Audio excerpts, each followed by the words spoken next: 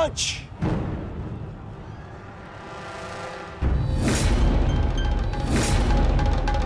स्मरण है ना कि हमारा द्वंद्व का निर्णय आना अभी शेष है। मैं युद्ध का आह्वान देता हूं।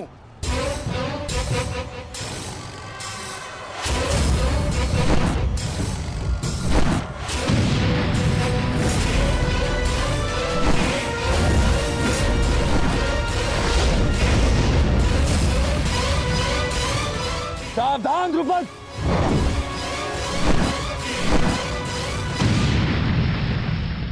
मेरा ही राज्य मुझसे ही छीनकर मुझे ही आधा राज्य भीख में दिया तुम्हारे पिता ने, और जिस आधे राज्य पर तुम शासन कर रहे हो वो मुझे स्वीकार नहीं है।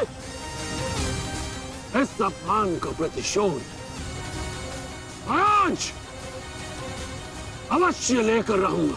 जो अपनी पुत्री का अपमान होने से न रोक सके, वो अपने राज्य और अपने सम्मान की रक्षा क्या करेगा? तुम उस विषधर के समान हो जिसके विषदंत टूट चुके हैं। मेरी बात मानो और समर्पण कर दो, तुम्हारे प्राण बचे रहेंगे। प्राण तो अब तेरे नहीं बचेंगे।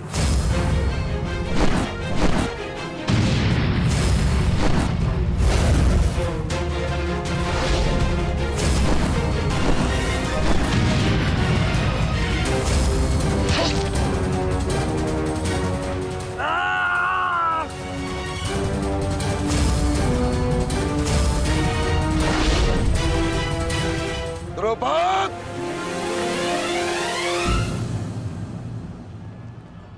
तुम्हारी शत्रुता केवल मेरे साथ है, उसका प्रतिकार तुम मेरे पुत्र से मत लो,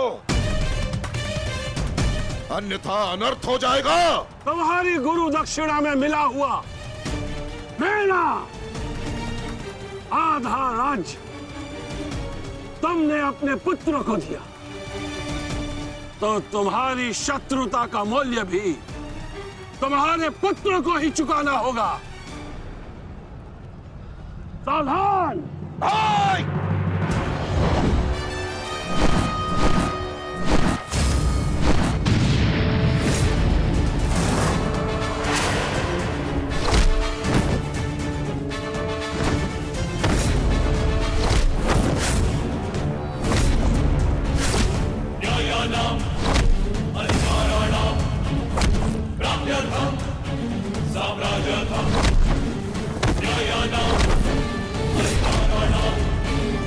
दुर्योधन, भीम ने तुम्हारे और 5 अनुजों का वध कर दिया है और अभी उसकी रक्त पिपासा बुझी नहीं है दुर्योधन। और उस दिशा में देखो, द्रोण द्रुपद नरेश के साथ द्वंद्व में व्यस्त है। अब केवल तुम ही उस भीम को रोक सकते हो दुर्योधन, शीघ्रता करो। तो क्या द्वंद्व बीच में छोड़कर जाओगे दुर्योधन? उसके लिए उनका अनुज पर्याप्त है। आप जाइए, इनके द्वंद्व की कामना मैं पूर्ण करता हूं।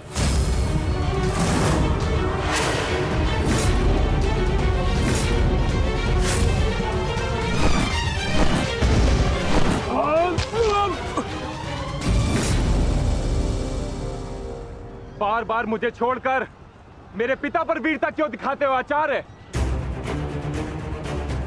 मुझसे द्वंद्व करो, मेरे जीवन का एक ही उद्देश्य है और वो है मेरे हाथों आपका वध। तब तक तुम्हें प्रतीक्षा करनी होगी धृष्टद्युम्न, क्योंकि जब तक द्रोण के हाथों में उसके शस्त्र हैं, स्वयं काल भी उसका वध नहीं कर सकता। और स्मरण रहे धृष्टद्युम्न, तुम्हारे साथ साथ तुम्हारे जीवन का ये उद्देश्य भी उपहास बन के रह जाएगा। शस्त्र त्यागने की क्या आवश्यकता है द्रोण? प्रेम, सम्मान, धर्म तो तुम पहले ही त्याग चुके हो। मेरे पिता तुल्य गुरु और अपने पिता महर्षि भरद्वाज पर तो तुम लांछन भी लगा चुके हो। तुम्हारी आत्मा तो कब की मर चुकी है द्रोण, कब की। अब केवल यह शरीर है इसे त्यागने का समय आ गया है और वो समय अभी है। सावधान द्रुपद!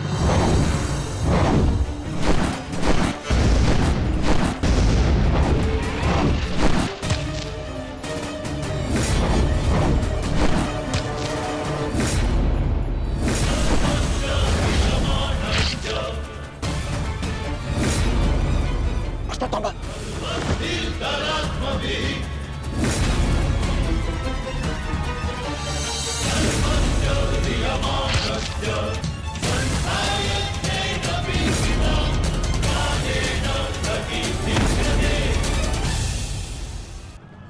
द्रुपद!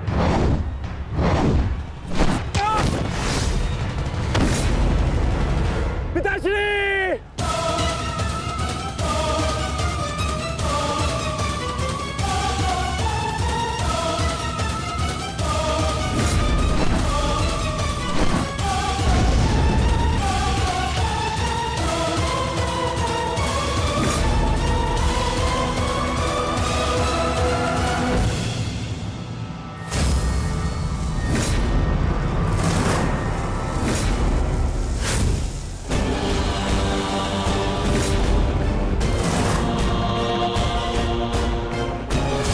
सावधान अश्वत्थामा!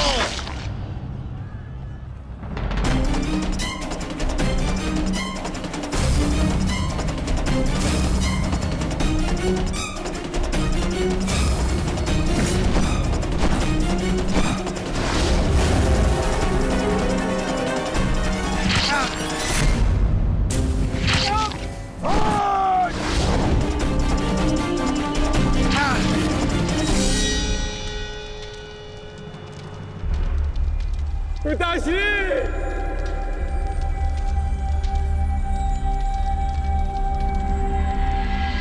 आचार्य द्रोण ने क्रोध में आकर अपने अग्नि शस्त्र से पांचाल नरेश को जीवित जला दिया है महाराज। अर्थात आचार्य द्रोण ने अपना वचन पूर्ण किया। उन्होंने द्रुपद का वध कर ही दिया। तुम देखना संजय, तुम देखना संजय, एक दिन पांडवों का अंत भी निश्चित है। और दुर्योधन? दुर्योधन कहाँ है संजय?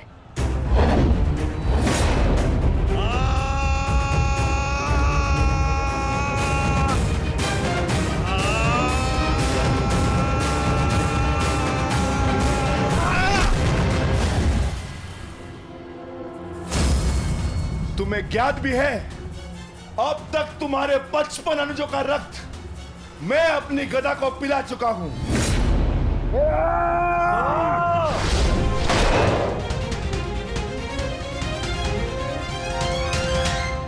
अश्वत्थामा! अश्वत्थामा! उठो, उठो पुत्र, उठो!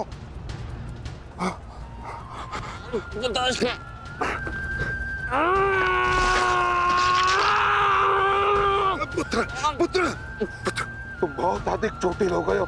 तुम एक काम करो, तुम शिविर में जाओ, जाओ।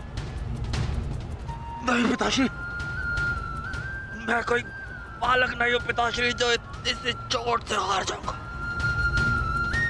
एक योद्धा रणभूमि छोड़कर नहीं जाता पिताश्री। मेरी बात मानो, तुम्हें बहुत आवश्यक है, वहां जाना। जाओ शिविर में जाओ, जाओ पुत्र, मेरी बात मान लो, जाओ, जाओ पुत्र।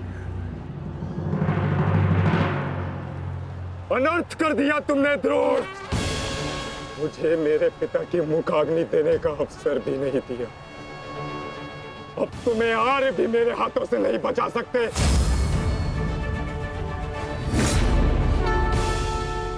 सावधान! मैं जानता हूं तुम एक वीर योद्धा हो, पर तुम बहुत अधिक चोटिल हो गए पुत्र।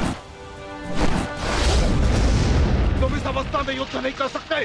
तुम्हें उपचार की आवश्यकता है। जाओ, तुम्हें मेरी शपथ है पुत्र, जाओ।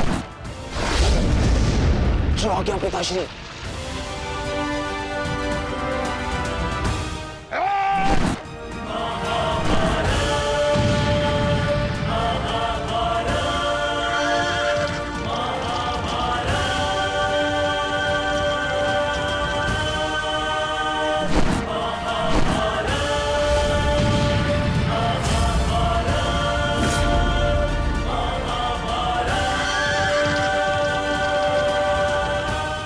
अश्वत्थामा जा रहा है पार्थ। भीम और युधिष्ठिर को संकेत भेजो।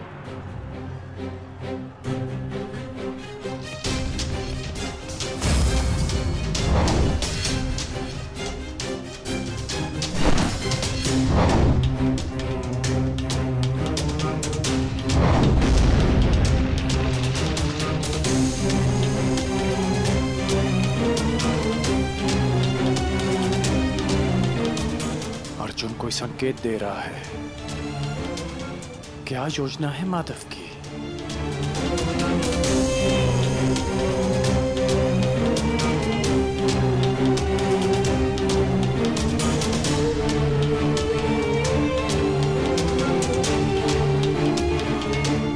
जाना तो नहीं चाहता, परंतु माधव का संकेत है, मुझे जाना होगा। प्रतीत होता है तुम्हारे जीवन के कुछ प्रहर अभी शेष है।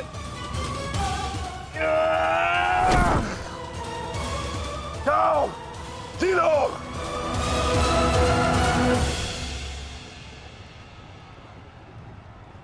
सारथी, आगे बढ़ो।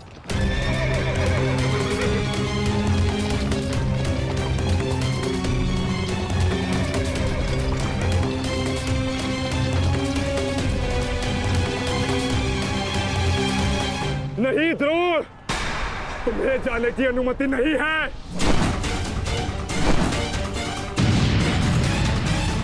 कर्ण, अश्वत्थामा की सहायता करो। वो बहुत अधिक जख्मी है और भीम उसके पीछे है। जाओ।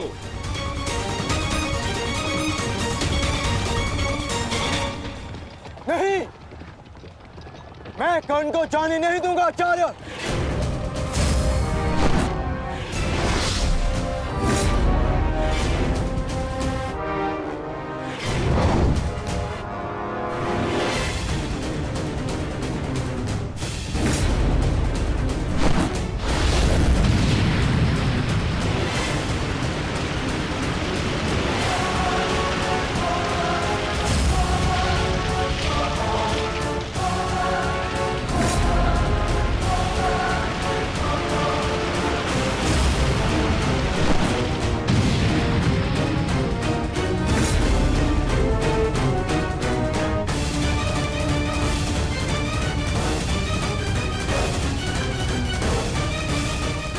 स्मरण रहे पार्थ, यदि कर्ण अश्वत्थामा की सहायता के लिए वहां पहुंच गया तो हमारी योजना विफल हो जाएगी।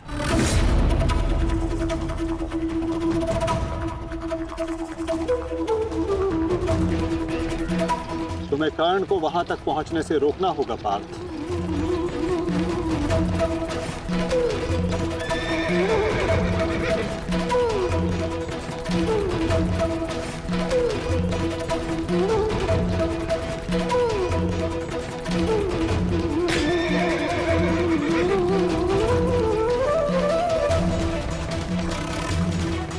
हमें केवल अश्वत्थामा के साथ बने रहना है।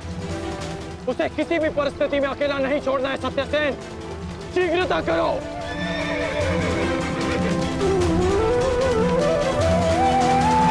माधव, हमें कर्ण को रोकना होगा, अन्यथा हमारी योजना विफल हो जाएगी और आचार्य द्रोण का वध करना असंभव हो जाएगा।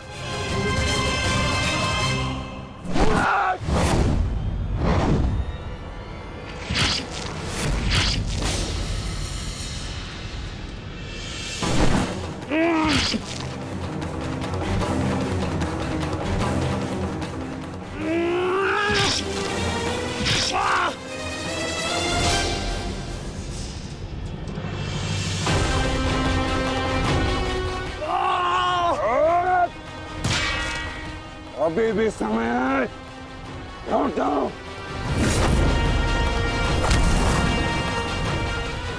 मैं तब तक यहां से नहीं लौटूंगा जब तक आपके प्राण नहीं ले लेता आचार्य।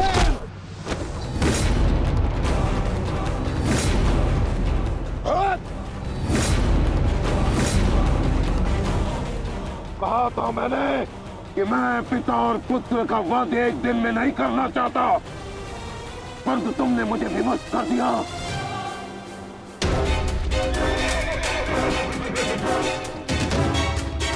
चलिए माता, कर्ण के पीछे चलिए। नहीं पार्थ,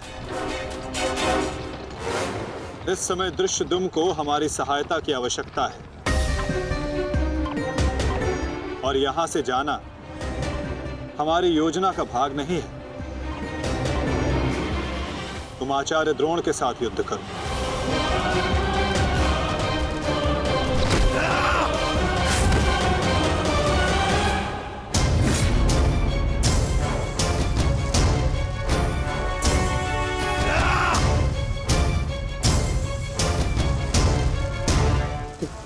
दूर हटो, मैंने कहा दूर हटो। मैंने तब प्रणाम ठीक नहीं होगा। दूर हटो।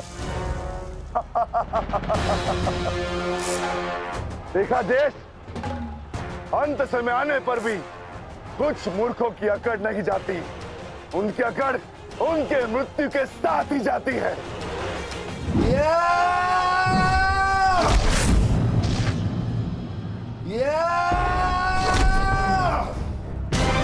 अश्वत्थामा! अब तुम्हारा अंत आ गया अश्वत्थामा। अश्वत्थामा!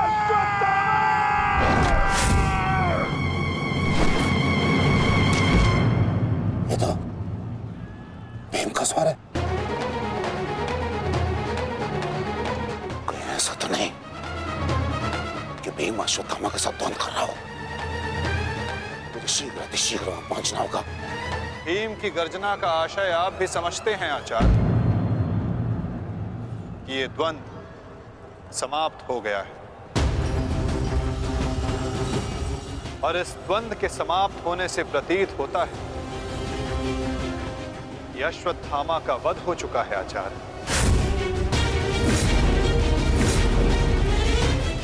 असंभव, असंभव नहीं है माधव।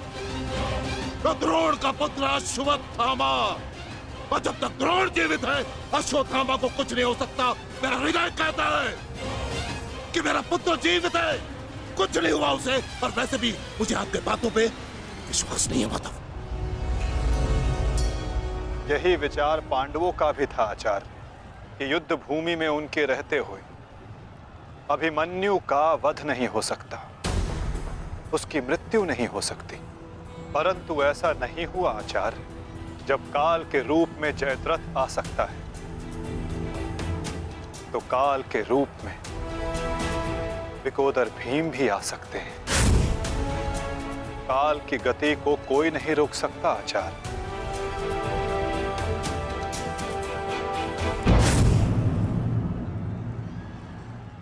सावधान भीम!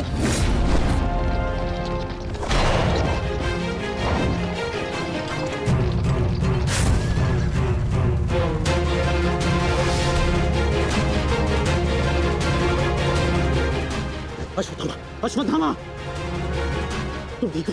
तुम ठीक हो? हाँ अंगराज।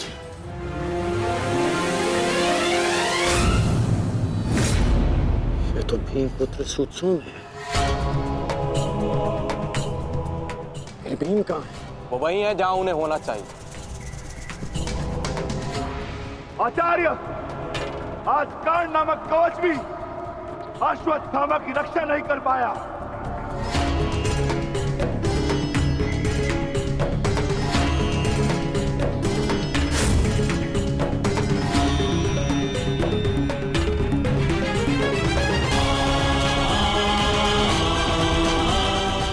ये पांडवों की योजना है, मुझे आचार्य द्रोण से दूर रखने के लिए। अंगराज, आप कहना क्या चाहते हैं? क्या कहना चाहते हैं अंगराज? आज पांडवों का लक्ष्य तुम नहीं, आचार्य द्रोण है। सत्य है ये, मेरा पुत्र अभी तक जीवित है, कुछ नहीं हुआ उसे। सत्य कहो, सत्य कहो भीम।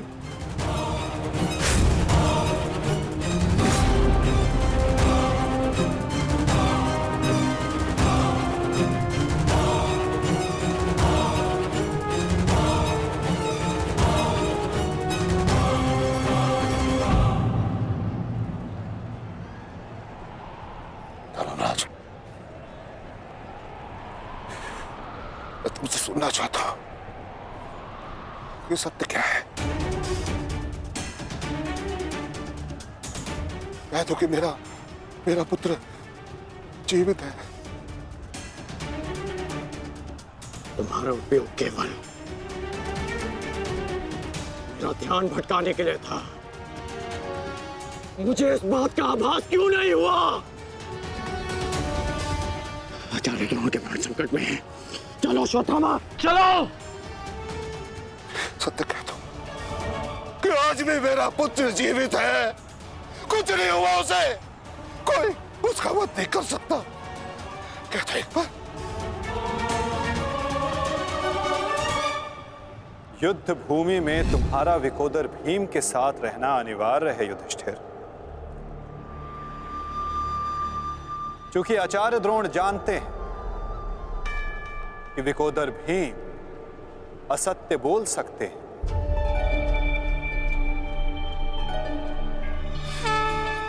किंतु धर्मराज युधिष्ठिर नहीं। और वो ये सुनिश्चित करने के लिए तुमसे ये प्रश्न अवश्य करेंगे धर्मराज।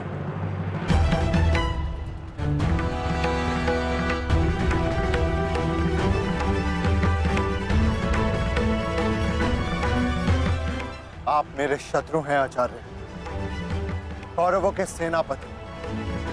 ये आवश्यक नहीं कि मैं आपके हर प्रश्न का उत्तर दूं। शीघ्र करो सत्यसेन।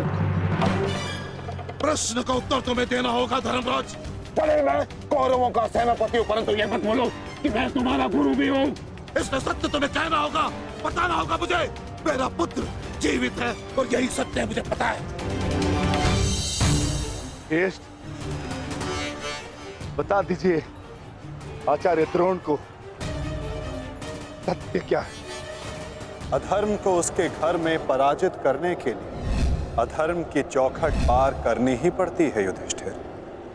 ये सत्य है आचार्य द्रोण कि भीम ने अश्वत्थामा का वध कर दिया।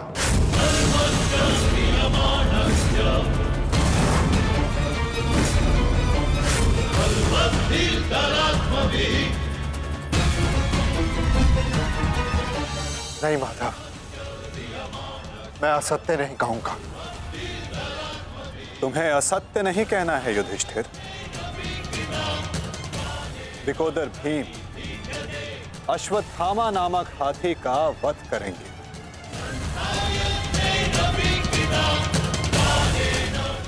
तुम्हें केवल यह कहना है कि अश्वत्थामा मारा गया। इससे ना तुम्हारा धर्म टूटेगा और हमारी योजना भी सफल हो जाएगी।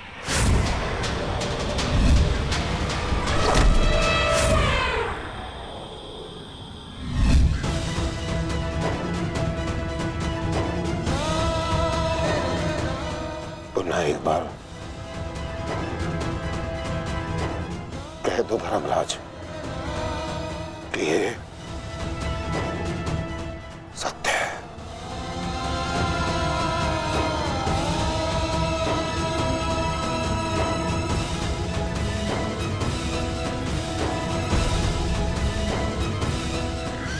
शीघ्र करो सत्यसेन।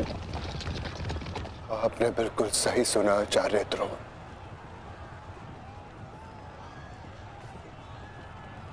अश्वत्थामा मारा गया।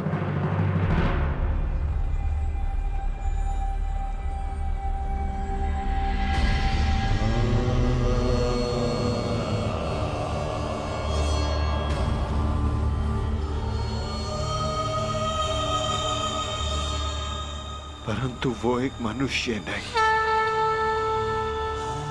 एक हाथी था।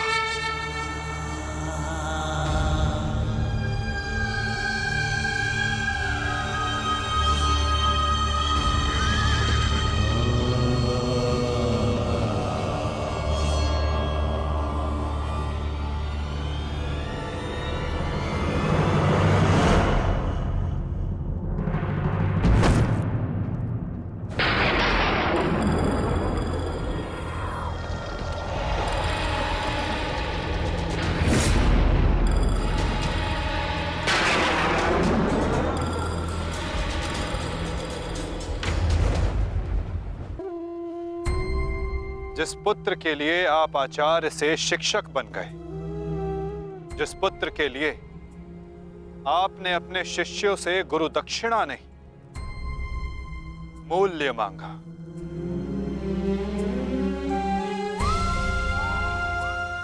और उसी पुत्र के कारण आप एक एक करके अधर्म की सीढ़ियां चढ़ते चले गए आचार्य। मनुष्य प्रेम में उत्थान करता है, परंतु मोह में केवल उसका पतन होता है आचार्य।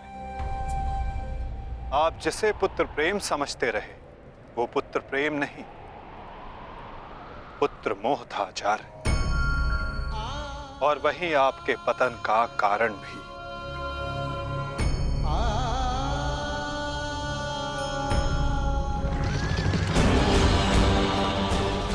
शीघ्र करो सत्यसेन।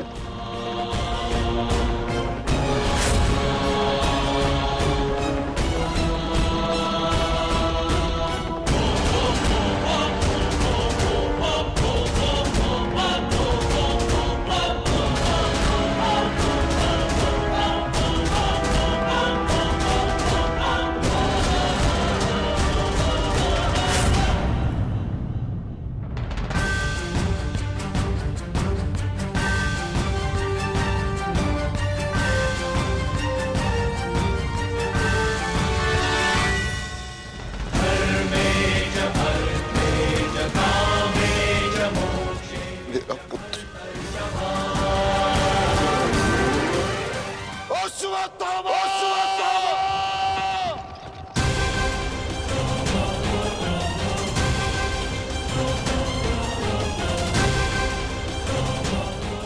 आपके साथ छल हुआ है आचार्य। अश्वत्थामा जीवित है। पिताश्री! पिताश्री!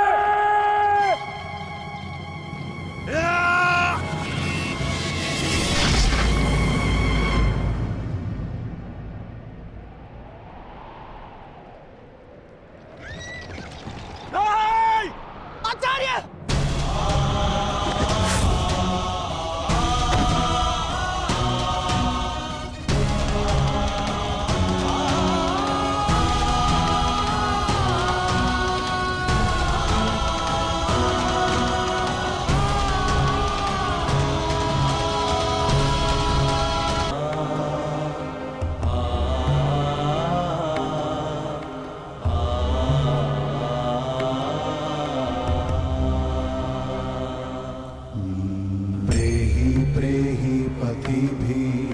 पूर्वेर्भिर्यत्रा ना पूर्वे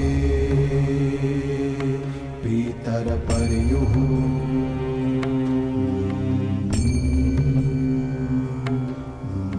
भूभरार्जना स्वधया मदन्तायमं पश्यासि वरुणं च दिवम्।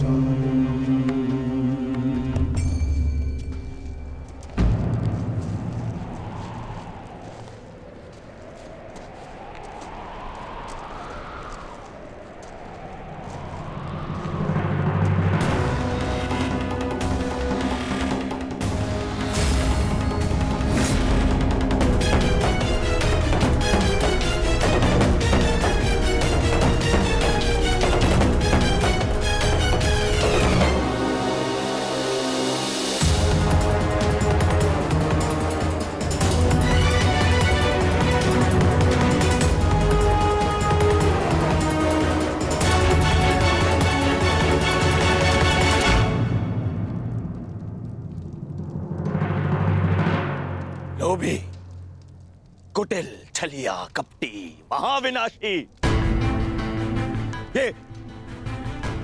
ये सारी उपाधि इस दुर्योधन की थी, परंतु आज युधिष्ठिर तुमने मुझसे ये सारी उपाधियां छीन ली और अपनी बना ली। आज तुम इन सारी उपाधियों के सम्राट बन गए।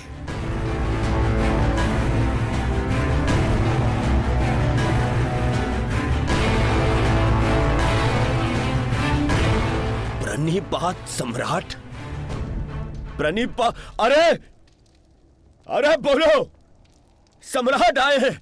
छल सम्राट युधिष्ठिर की जय बोलो। बोलो, छल सम्राट युधिष्ठिर की जय। परंतु सम्राट, मुझे समझाइए, अब कौन सा कार्य शेष रह गया था?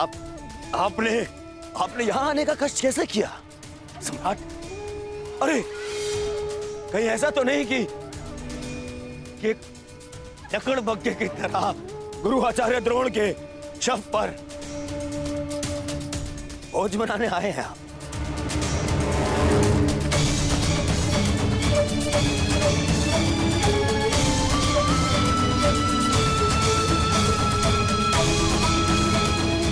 भोज मनाने आए हैं?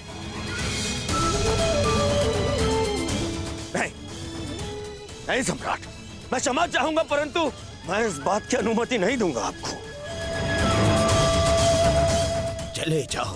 चले जाओ यहां से, अन्यथा मैं आप लोगों के शव पर उत्सव मनाऊंगा। चले जाओ। हम यहाँ युद्ध करने नहीं आए, अपने गुरु के अंतिम दर्शन करने आए हैं। इस समय मैं अर्जुन नहीं, अपने गुरु का शिष्य हूं। हम पांडु पुत्र होने के नाते नहीं, परंतु कुरुवंशी होने के नाते उनके अंतिम दर्शन करने आए हैं। नहीं, तुम्हें इस युद्ध में विजय मिलेगी और ना ही अपने गुरु के दर्शन।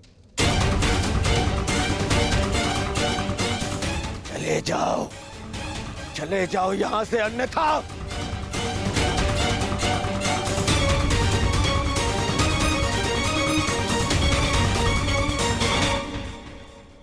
गुरु द्रोण के अंतिम दर्शन करने का अधिकार सबको है।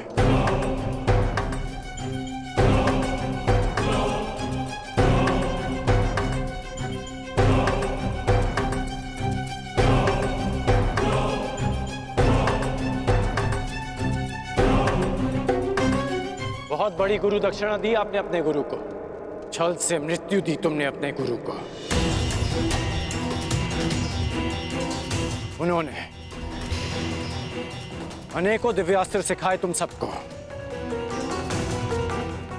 परंतु विश्वासघात नामक अस्त्र का कोई उत्तर नहीं था उनके पास। धर्मराज, क्या उत्तर है आपके पास आपके छल का?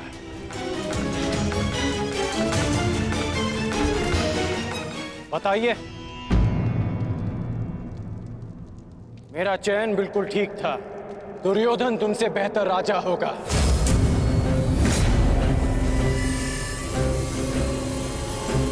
दुर्योधन की अनीतियों पर मैं क्रोधित हूं, परंतु तुम्हारी अनीतियों पर मुझे घृणा आती है। मित्र, शिष्य होने के नाते अपने गुरु के अंतिम दर्शन का अधिकार है इन्हें? नहीं, अंगराज ठीक कह रहे हैं मित्र।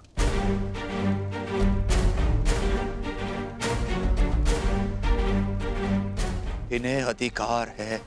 मेरे पिता ने जितना प्रेम अपने पुत्र को दिया, उतना किंचित अधिक इन पांडु पुत्रों को दिया।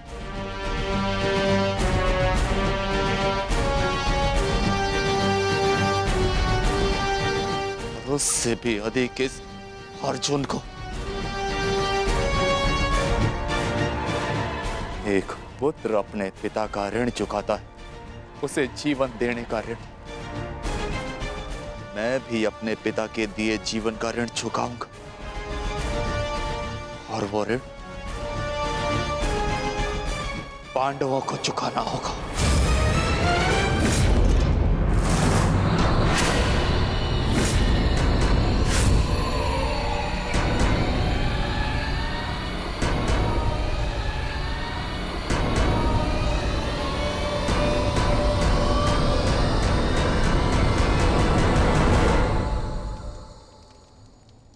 पापियों और दैत्यों की भांति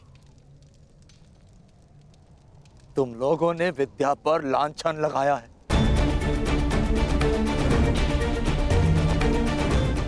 ज्ञान का नाश किया है तुम लोगों ने, नाश।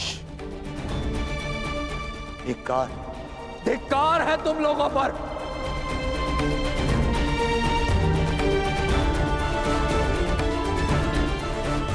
पांडव पुत्रों, जब तक मैं तुम्हारी मृत्यु अपनी आंखों से न देख लूं, मुझे मृत्यु प्राप्त नहीं होगी। तुम्हारे वंश के साथ मृत्यु की होली खेलूंगा मैं। जिन बच्चों ने आज मुझे रोका,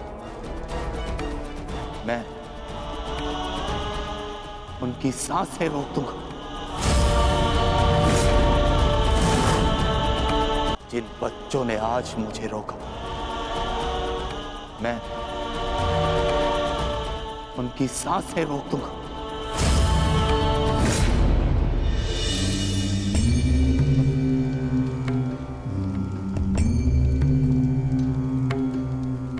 प्रेहि प्रेहि पतिभिः पूर्वैर्भिर्यत्र न पूर्वे पितरपर्युः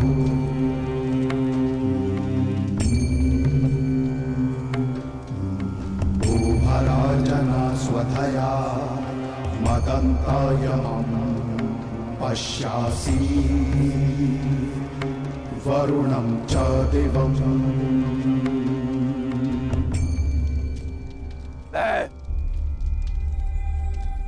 द्रोण पुत्र अश्वत्थामा ये प्रण लेता हूं कि तुम्हारे संपूर्ण वंश को नष्ट कर दूंगा, नष्ट कर दूंगा, नष्ट कर दूंगा, नष्ट कर दूंगा, नष्ट कर दूंगा, नष्ट कर दूंगा।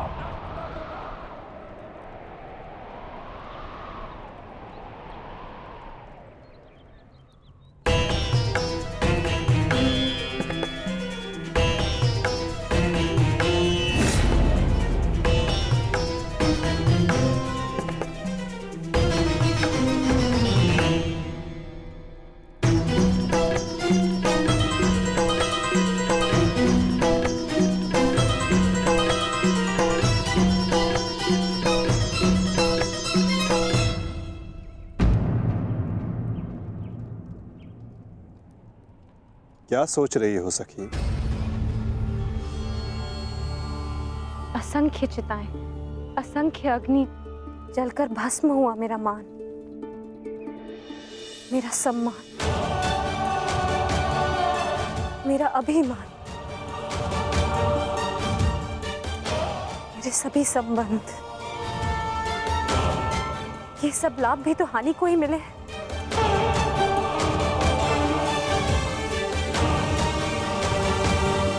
वो देखिए माधव,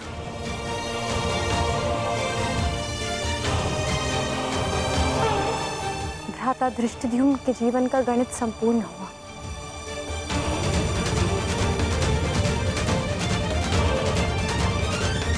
अब उनके जीवन का न्यून लाभ है। इस जटिल गणित में न केवल हानि और लाभ है सखी, इस गणित के अनेकों कोण भी हैं। उधर देखो, तुम्हारी पुत्र वधू खड़ी है।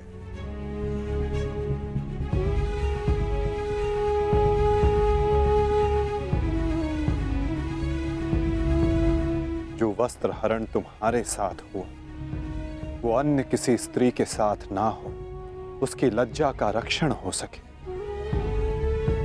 ये लाभ। संसार में शोषण करने वालों को पर्याप्त दंड मिल सके सखी, ये लाभ। आने वाली पीढ़ियों को ज्ञात रहे कि स्त्री का मान भंग करना, उसका शोषण करना मानव हत्या से भी अधिक दंडनीय अपराध है, ये लाभ। और ऐसे लाभ के लिए बलिदान अनिवार्य है सखी, और ऐसे बलिदान देने की क्षमता सब में नहीं होती सखी।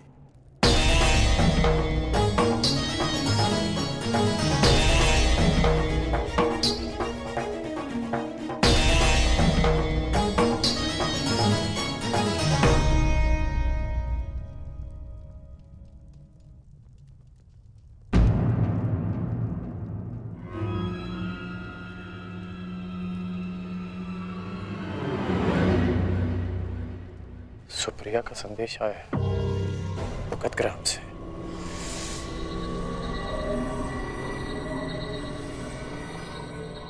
वो मृत्यु शैया पर है।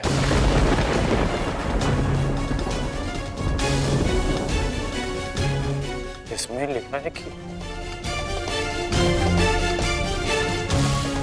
उसके पास अधिक समय नहीं बचा। हमें शीघ्र उसके पास पहुंचना होगा कर्ण। उसे तुम्हारी आवश्यकता है।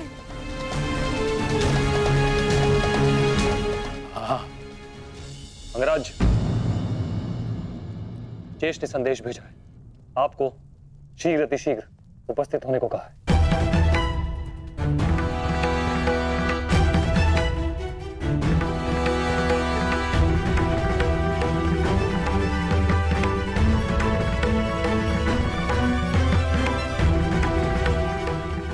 जाना होगा,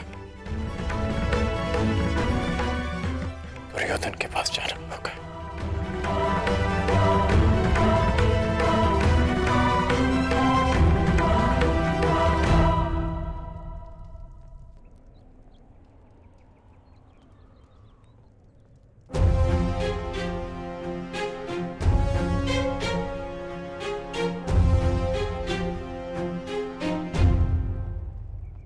अनेक दिनों से मेरा हृदय ही नहीं, मेरा मन भी जो चाहता था, आज वो पूर्ण होने जा रहा है। दुर्योधन की पताका और हस्तिनापुर का ध्वज दोनों ही अब बलशाली होने जा रहे हैं। इस पताका की तीक्ष्णता और भी तीव्र होगी, क्योंकि इस पताका का नेतृत्व करेगा मेरा मित्र अंगराज कर्ण।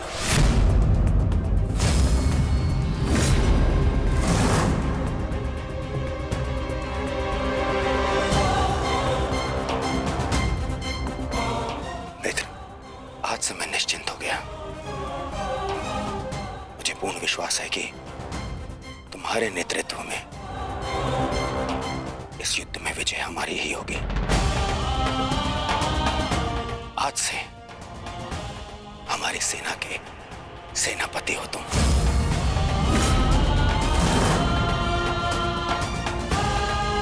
दुर्योधन, किसी दासी स्त्री के लिए पति चुन रहे हो या अपनी सेना का नायक चुन रहे हो?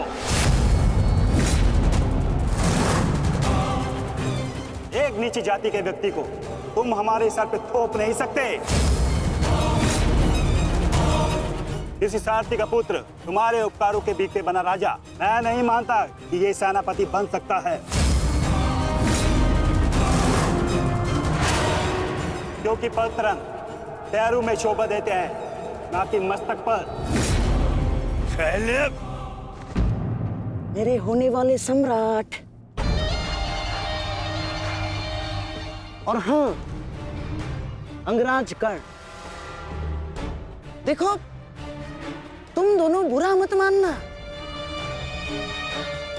प्रश्न केवल ये नहीं है कि अंगराज सूत्र है या क्षत्रिय। प्रश्न तो ये है कि सेनापति पद किसे मिलना चाहिए।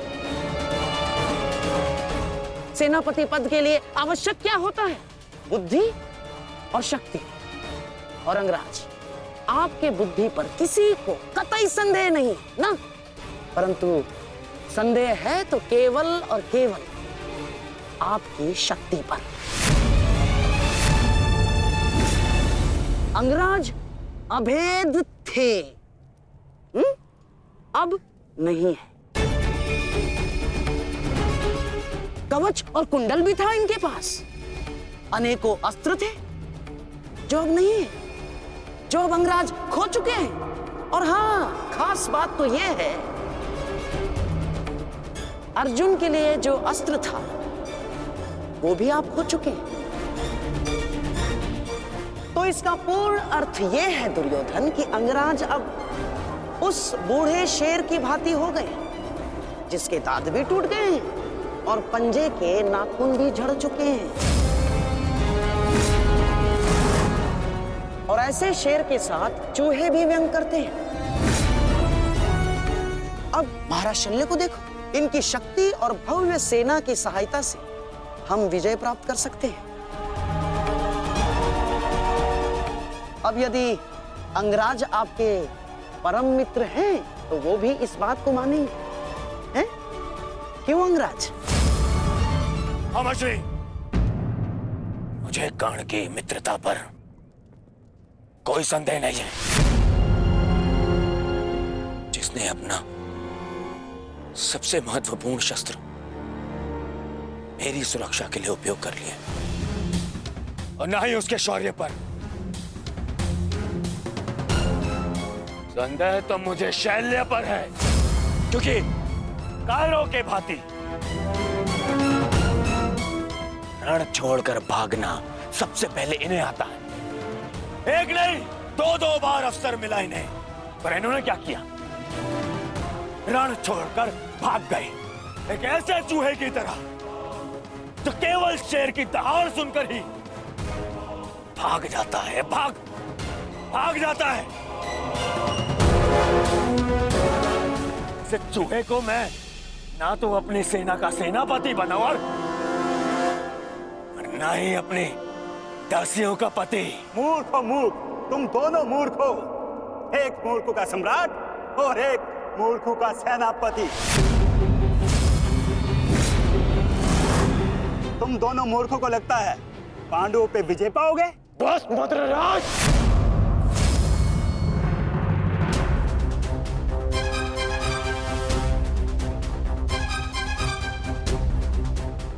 मैं भले ही छोटी जाति का हूं, परंतु तुम्हारे कार्य और तुम्हारी जीवा मुझसे भी निचली जाति के हैं। तुम्हें मेरे माता पिता का ऋणी होना चाहिए कि उन्होंने मुझे अच्छे संस्कार दिए, नहीं तो अभी तक तुम्हारी जीवा मेरे पैरों के नीचे होती।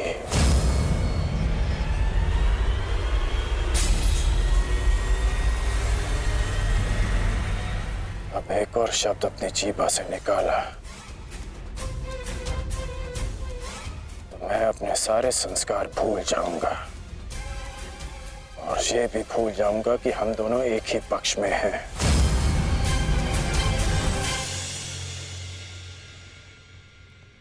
कुछ भी कह लो, कुछ भी कर लो, जब तक तुम सेनापति हो मैं नहीं लड़ूंगा।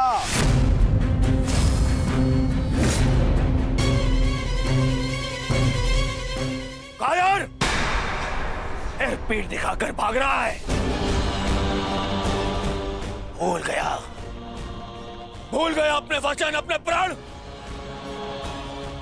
कि भेज दूं तुम्हारे राज्य में यह संदेश कि उनका राजा न केवल भगोड़ा है और अपने वचन भी नहीं निभाता।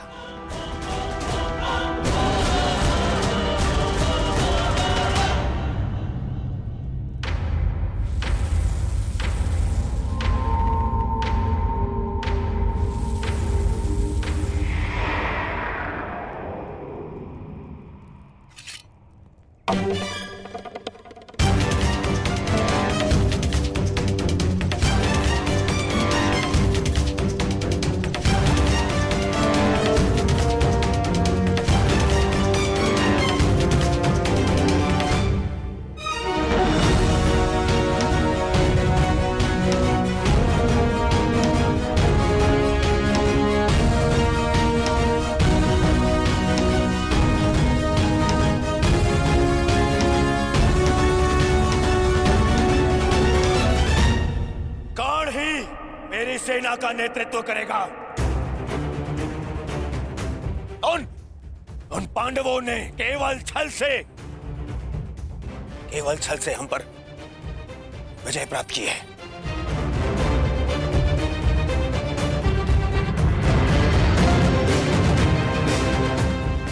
कर्ण मेरा कवच है, मेरा विश्वास है।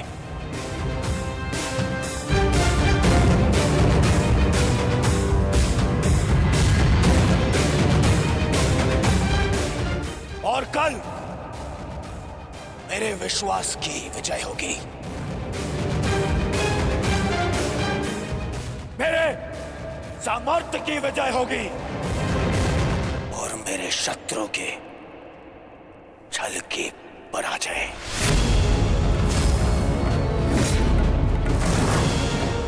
अंगराज कर्ण की, अंगराज कर्ण की, सर सेनापति की, सर सेनापति की।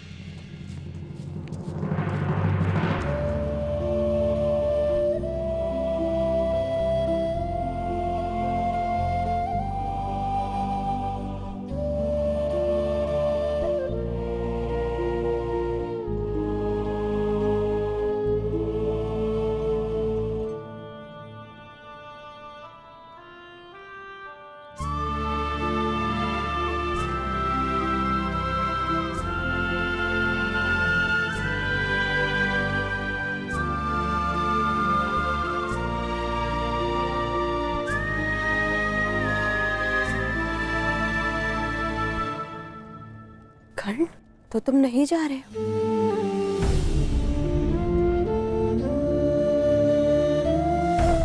कर्तव्य का बंधन अपनों के बंधन से बड़ा होता है वृषाली। मेरे परिवार के लिए मैं अनेकों परिवारों का विश्वास नहीं तोड़ सकता। सेनापति का कार्य एक पति के कार्य से बड़ा होता है।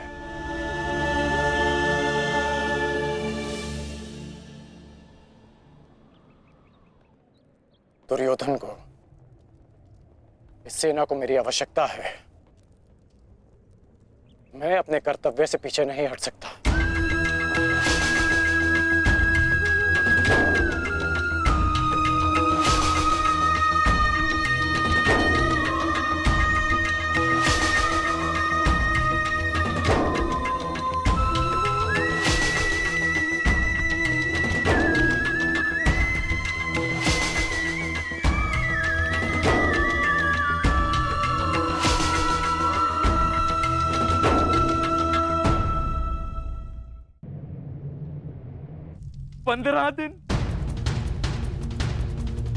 मात्र 15 दिन पूर्ण हुए हैं इस युद्ध के संजय, और इन 15 दिनों में मैंने अपनी सारी शक्ति, सारे सहारे खो दिए हैं।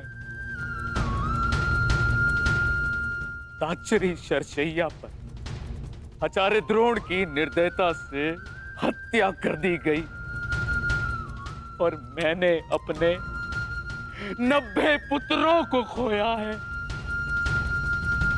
अब और क्या खोना शेष है? क्या मैं अपने 10 पुत्रों को भी खो दूंगा?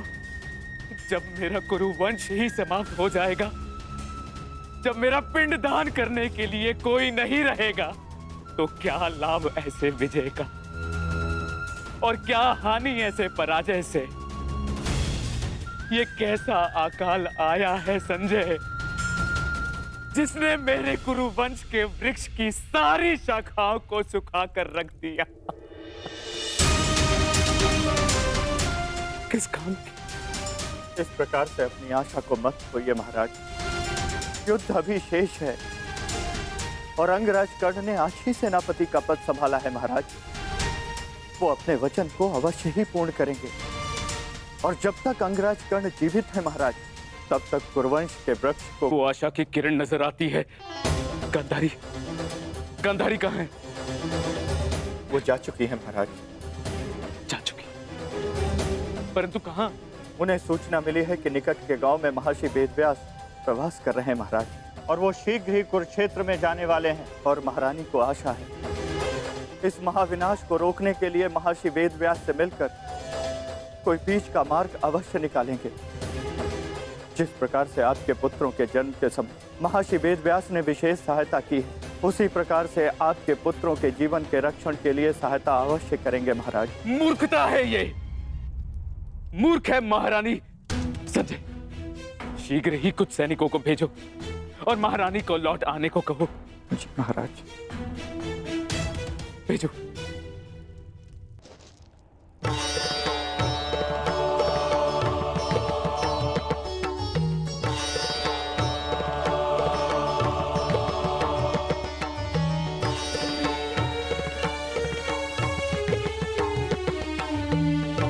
माधव, आप विश्राम कर लीजिए। सूर्य उदय होने में केवल एक प्रहर शेष है। मुझे ज्ञात है पार्थ, और आज का ये सूर्य उदय न केवल अपने साथ प्रकाश या सूर्य की किरणें लाएगा, आज का ये सूर्य उदय अपने साथ एक परीक्षा भी लाएगा पार्थ।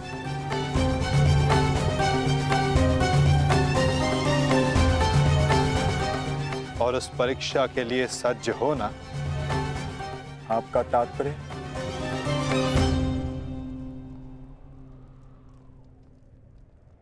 आज से व्यूह रचना का भाग केवल भाग नहीं रहेगा पार्थ, स्वयं व्यूह रचनाकार होगा पार्थ।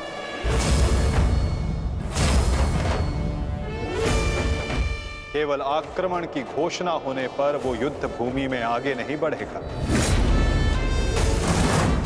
समस्त कौरव सेना युद्ध भूमि में आगे बढ़ेगी पार्थ। अब अंगराज कर्ण आज्ञा लेंगे नहीं, वो आज्ञा देंगे पार्थ।